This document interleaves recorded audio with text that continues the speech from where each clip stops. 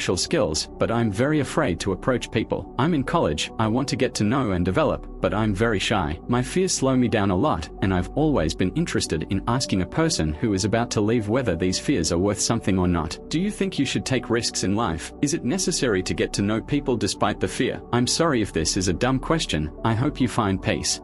This is not a dumb question, thanks for writing. It's very distracting from living within four walls. And I have a question for you. What do you think are the long-term risks of going up to a person and saying hello to them? Nothing comes to mind. In the worst case, some aggressive dude can come up to you and punch you in the eye for hitting on his sister, but after a month there will be no pain or shame. But if you meet the one, it's forever. Are you ready to give up a month of shame for a happy life?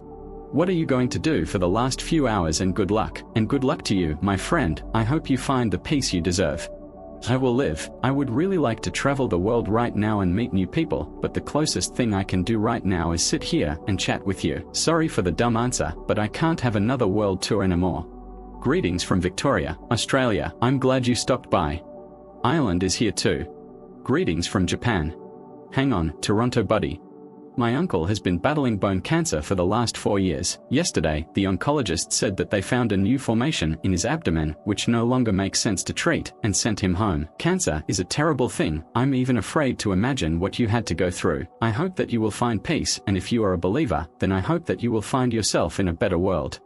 I'm really sorry, I'm not going to snot here right now. I'll just advise him to go to this forum. Here you can feel normal, at least for a few minutes.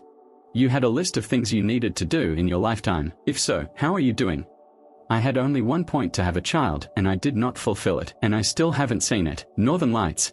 I live in Iceland. We have it here all year round. The next time I see him, I'll think of you as amazing that we take him for granted, and someone hopes to see him at least once in their life. It's great that you have the opportunity to leave with dignity. Oregon is one of the best states. Rest in peace.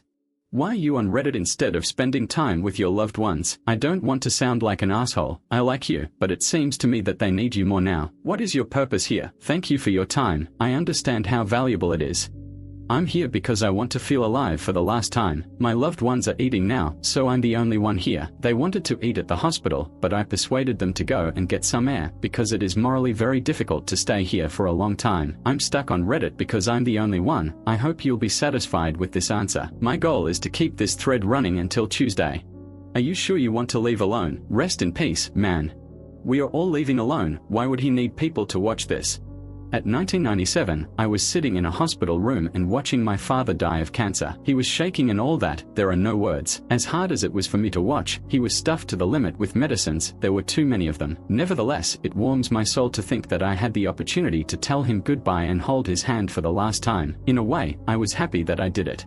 Let's do some kind of experiment to see if there is an afterlife. Sorry, I don't want to be rude. It's just interesting to check out what humanity has been arguing about for thousands of years. Well, if I can help in any way, then let's have some ideas. If there is an afterlife, then send an electron that will put an upvote to this comment. Wow, begging for a pout from the dead is something new. Not bad, catch mine.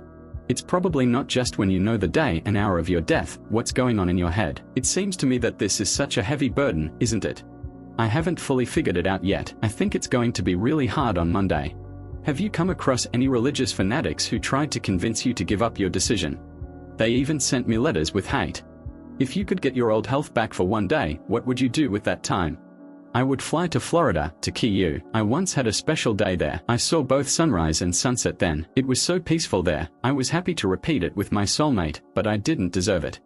I'm still very young, but I'm constantly thinking about death. I hope I still have time. I wanted to ask if you're not afraid that you don't know what's going to happen after. It's not scary to watch seconds go by and not understand what will happen in a couple of days. Thanks for the thread.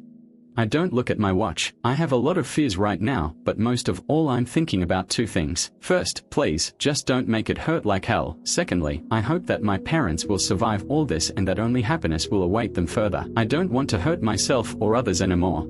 Friend, if I could, I would take over all your pain from you, knowing that you have a very brave soul. If possible, let me know how she is on the other side.